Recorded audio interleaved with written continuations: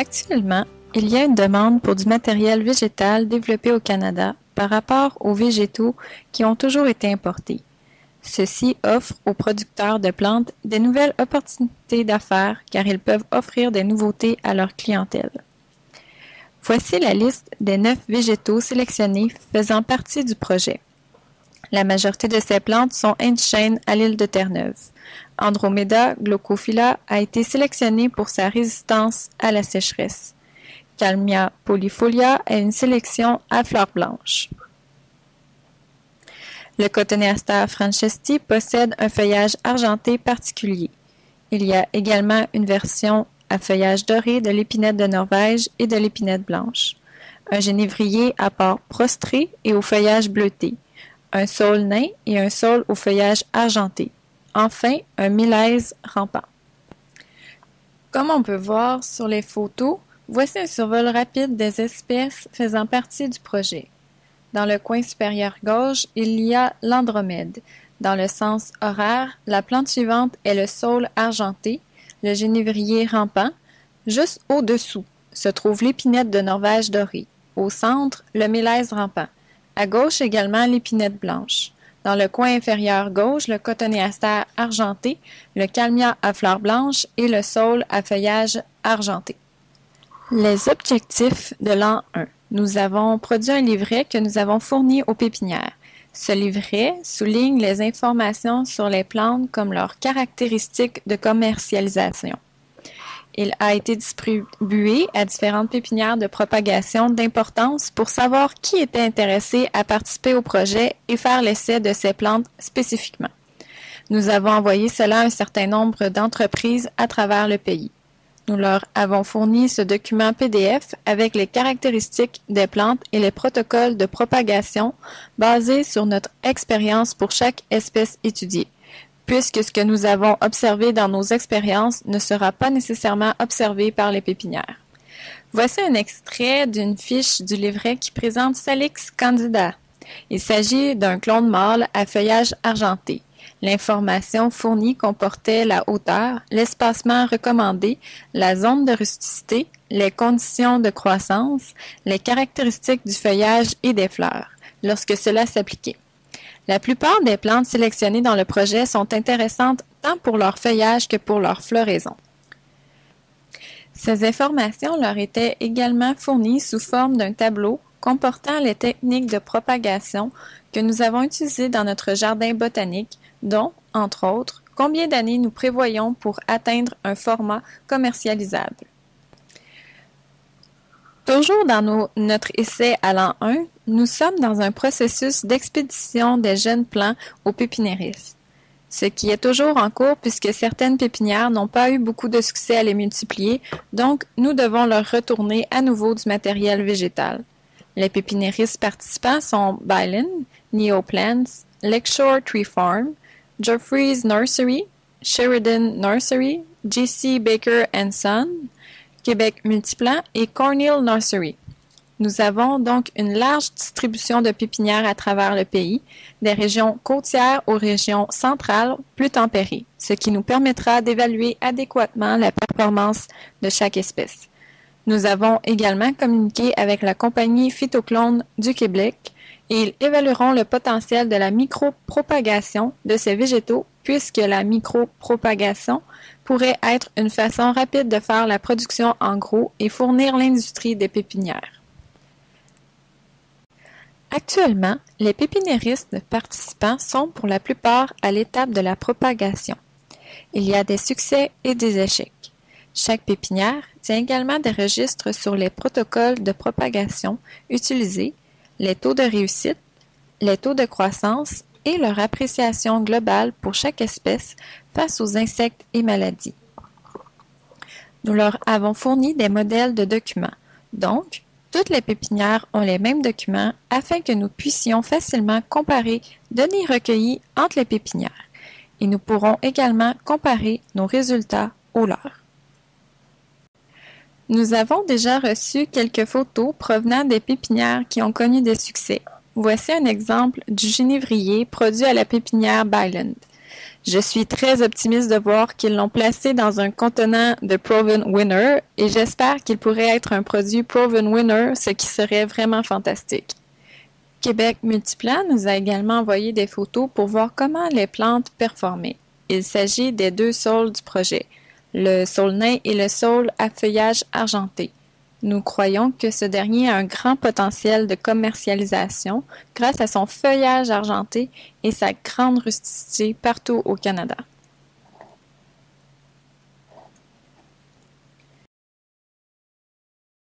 Nous continuons aussi à faire la collecte à différents endroits dans le nord de Terre-Neuve pour sélectionner des nouvelles plantes qui auraient du potentiel. Nous avons passé une semaine à récolter des semences et boutures pour la propagation au nord de Terre-Neuve. Nous poursuivons également nos travaux d'hybridation et de multiplication des plantes au jardin botanique.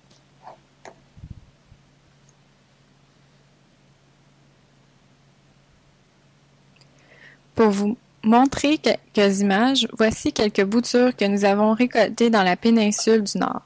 Nous nous attardons entre autres au ribes à feuillage rouge qui est dans le haut de la photo.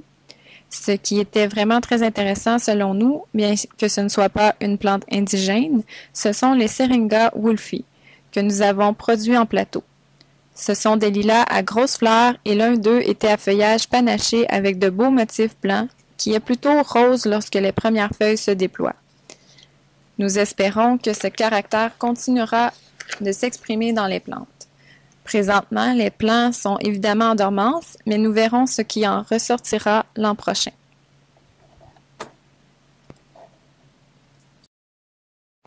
L'un des projets sur lequel nous travaillons également présentement et qui continuera pour quelque temps est sur l'hybridation des rhododendrons. Nous développons des cultivars à part compacts et ayant une gamme intéressante de coloris pour la floraison. Nous travaillons également à ce qu'ils soient mieux adaptés aux diverses régions de l'Est du Canada, puisqu'ils sont déjà produits dans les prairies, notamment pour l'Ontario, mais aussi pour la Colombie-Britannique. Il y a actuellement très peu de développement sur l'hybridation de nouveaux rhododendrons au Canada.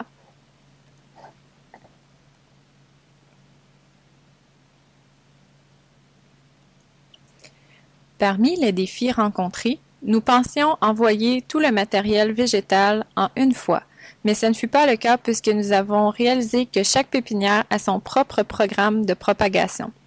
Telle plante est produite plus facilement à telle période de l'année. Nous devons donc expédier les boutures par petits lots 3 à 4 fois à chaque saison, compte tenu des réalités de chaque entreprise. Par exemple, pour les propagateurs qui font de la greffe, les envois étaient trop tard. Ils ont besoin de leur matériel plutôt en janvier ou février. Nous sommes donc actuellement dans le processus de leur envoyer le matériel végétal. Cela a eu pour conséquence qu'ils ont eu une année de retard dans le projet avant qu'ils ne puissent multiplier correctement les plants. Certains végétaux s'enracinent plus facilement que d'autres, et bien que nous ayons réussi à les faire enraciner, il semble que pour les professionnels, ils ont eu plus de difficultés, ce qui nous a étonnés.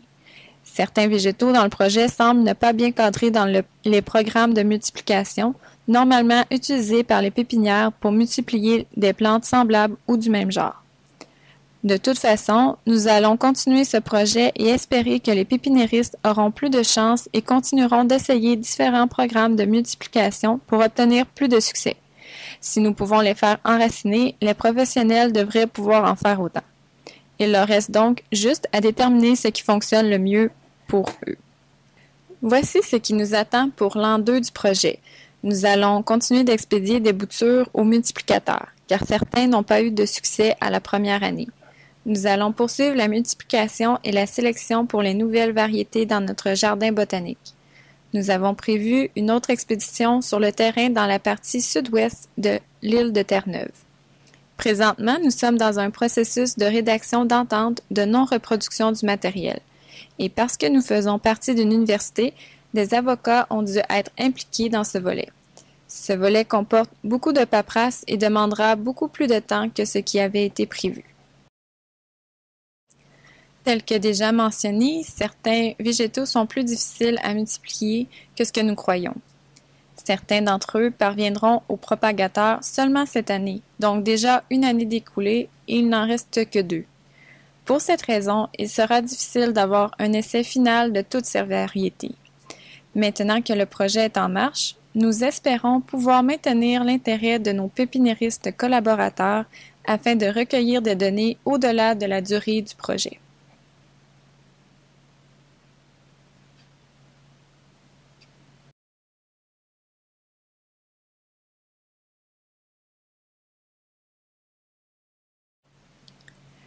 Pour la dernière année, nous continuerons à récolter des nouvelles plantes dans la nature, à en sélectionner des nouvelles et à les multiplier. Nous espérons avoir des résultats plus concrets en provenance des pépiniéristes pour nos essais de 3 ans. Nous espérons comparer les résultats et trouver parmi les 9 espèces étudiées lesquelles ont un grand potentiel de commercialisation. Nous collecterons les commentaires et informations recueillis par les propagateurs sur ce qui n'est pas possible de multiplier et sur ce qui est trop lent.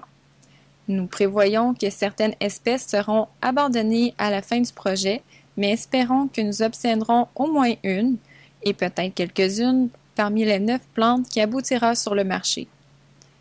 Et si c'est le cas, nous pourrons établir un système de royauté. L'argent ainsi recueilli servira pour notre jardin botanique, permettant ainsi de poursuivre nos travaux pour offrir aux pépiniéristes des nouveaux cultivars hybridés au Canada. Cela créera une situation gagnant-gagnant pour toutes les parties impliquées.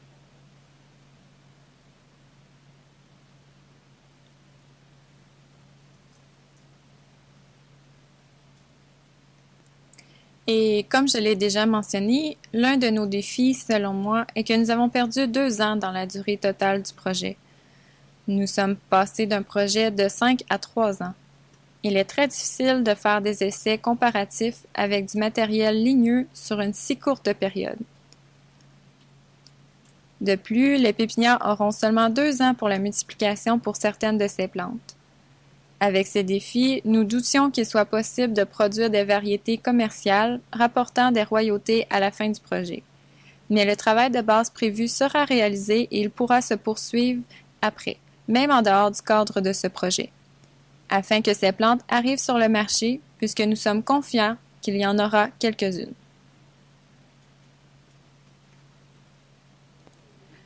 En ce qui concerne le transfert des connaissances, ce projet ne générera pas nécessairement un article scientifique, mais plutôt une sélection de nouvelles plantes. À la 3e année, nous prévoyons participer à une exposition commerciale Artiste qui sera tenue à Moncton.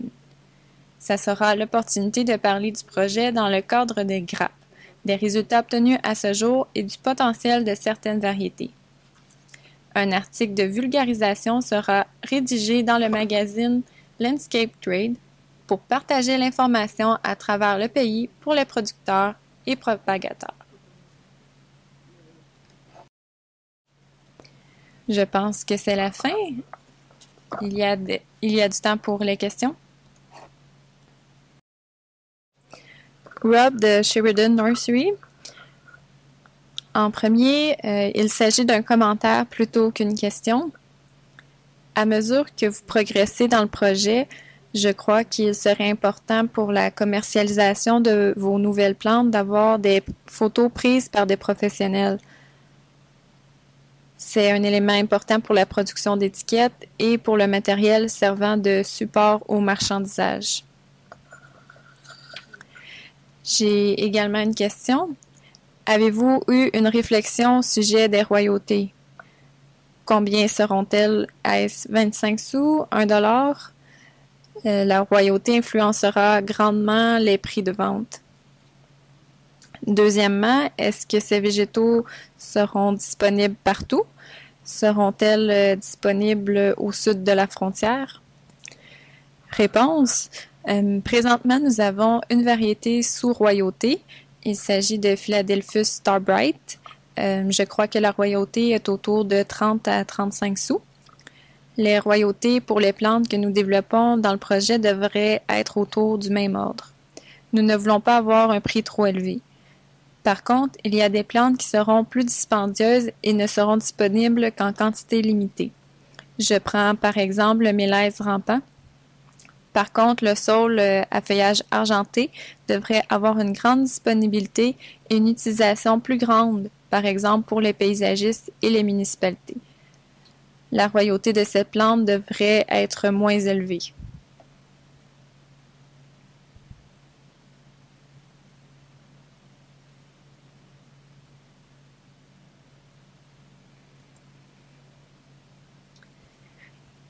Caroline Martineau-Higdo, avez-vous fait des essais ou avez-vous des préoccupations à l'effet que certaines plantes dans votre projet pourraient être invasives? Réponse. À notre connaissance, aucune des plantes dans notre projet n'est connue comme étant dans les espèces envahissantes au Canada. La majorité des espèces sont indigènes. La majorité des plantes dans le projet peuvent produire des semences. Toutefois, si je prends par exemple le saule, il s'agit de clones mâles. La probabilité qu'il y ait des plants femelles à proximité est très peu élevée, donc un risque faible d'avoir des semences. Dans notre projet, les 2 seules plantes qui ne proviennent pas du Canada sont l'épinette de Norvège à feuillage doré et l'andromède à feuilles glauques.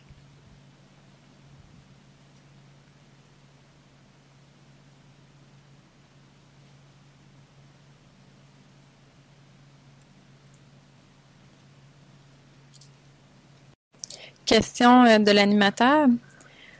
Au niveau des essais comparatifs en pépinière, à quelle échelle sont-ils effectués et est-ce qu'il y a beaucoup de variabilité, notamment dans les techniques de multiplication utilisées? Oui, nous savions déjà qu'il y aura de la variabilité et ce n'est pas toutes les pépinières qui multiplient les 9 plantes du projet. Par exemple, les pépinières dans les prairies ne propagent pas l'andromède à feuilles glauques et les calmias à feuilles d'andromède, car ils ne sont pas rustiques dans ces zones. Pour certaines espèces, il y aura seulement 2 ou 3 pépinières qui pourront comparer les résultats entre elles. C'est un peu problématique. Question de l'animateur. Tenez-vous compte des différentes techniques de multiplication utilisées par les pépinières? Certaines semblent avoir plus de succès que d'autres. Ça doit dépendre des techniques de multiplication utilisées.